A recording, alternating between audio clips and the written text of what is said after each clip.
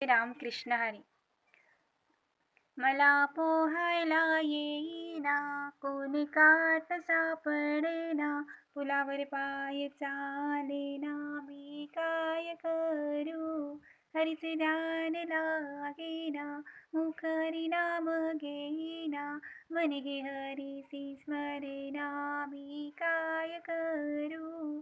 विषय संगतीची लागली चाड, संत संगती लागेना गोड, मना लागली भावाची गोचीड, मी काय करू.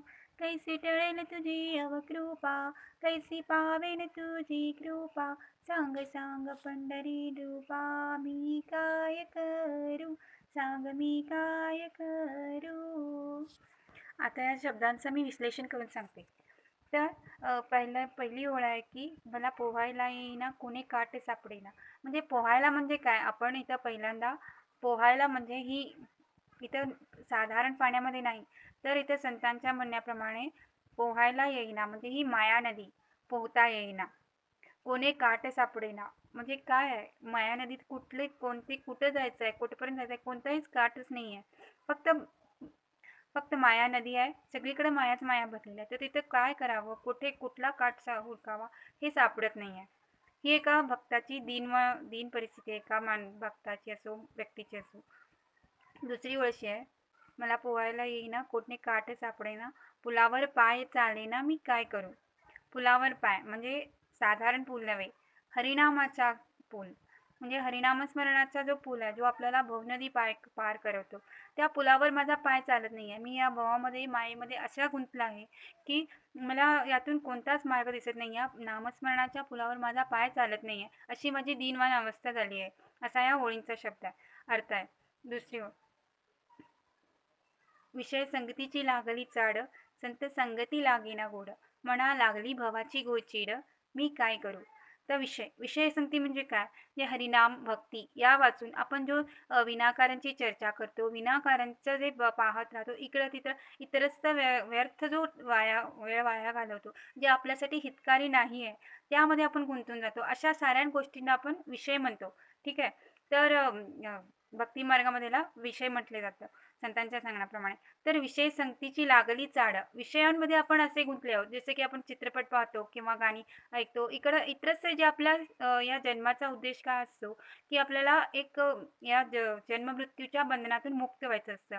तर आपल्याला मोक्ष प्राप्ती असते किंवा ज्या आपल्याला साधना करायची असते, हरिभक्तीची भोगायची असते, ही आपल्या जीवनाचा खरा अर्थ असतो. पण आपण काय करतो, इतरत्र त्याला आपल्याला जो मिळालेला नरदेह आहे, हा मनुष्य जन्म आहे, हा आपण व्यर्थ वाया घालवत असतो.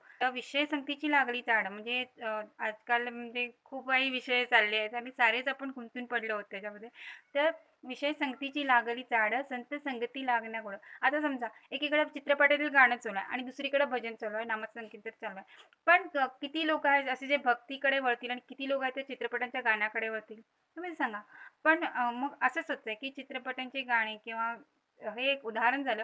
अच्छा, जो भी असेल, आपण कोण गप्पा-टप्पा मारतो किंवा जे काही पण व्यर्थचा वेळ आपण घालवतो, त्या साऱ्या गोष्टींना विषय म्हटलं जातं. पण त्यामध्ये आपण गुंतलो असतो, त्याचा काही अर्थ नसतो. तिथं आपला वेळ वाया जात असतो, पण आपण समजून घेत नाही. मूर्ख जीव तो आपण समजून घेत नाही. तर तिथं आपला वेळ जात असतो आणि संत सांगतही गोड लागत नाही. कारण आपण जर त्यात मनापासून इन्व्हॉल्व झालो, त्यात रुची घेतली, तरच ते आपल्याला हितकारी ठरतं, आपल्याला आवड निर्माण होते किंवा ते आपल्याला बोरिंग वाटतं, नको नकोसं वाटतं. मग विषय संगतीची लागली चाड, संत संगती लागेना गोड, मना लागली भवाची गोचीड, मी काय करू. भवाची गोचीड म्हणजे जी माया नदी आहे, ही आपली नाती, गोती, धनसंपत्ती किंवा जे काही असो, नाम अ, या साऱ्या गोष्टी म्हणजे भव आहेत. जे सत्य नाही आहे, त्याला आपण भव म्हणतो.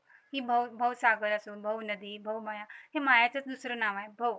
मग भवस भवाची लागली गोचीड, मी काय करू. गोचीड म्हणजे काय माहिती असेलच तुम्हाला. जर नसेल तर सांगते. हा एक छोटासा किडा असतो, जो रक्त शोषून घेतो किंवा असं लागलं की रक्त शोषून घेतो. तसंच ही भवाची गोचीड जर आपल्याला लागली, तर आपल्यातून जे शुद्ध मन असेल किंवा जे आपला सन्मार्ग असतो, तो ओढून घेतो. त्यामध्ये आपण असं अडकून पडतो, ती ओढून घेते भाव, असा आपल्याला गुंतवून पडतो की आपण सन्मार्गाकडे जास्त जात नाही.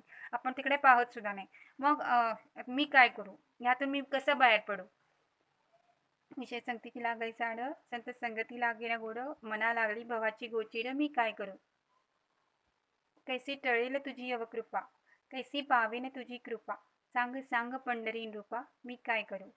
आता भगवंता तुमची ही सारी एक प्रकारची अवकृपाच आहे. तुमच्या भक्तीचं सुख मी भोगत नाहीये, भोगू शकत नाहीये. या मायेमध्ये अडकून पडलो आहे, विषयांमध्ये अडकून पडले. तर मी यातून तुमची अवकृपा माझ्यावरून कशी टळेल, तुमची कृपा मी कशी पावेन, सांगा पंढरी रूपा, मी काय करू. तर एका भक्ताची विनवणी आहे देवाला, की मी काय करावं, कसं करावं. हे सगळं एका एका भक्ताचा दीनपणा या ओळींमध्ये दाखवला आहे. तर मला वाटतं तुम्हाला अर्थ झाला असेल.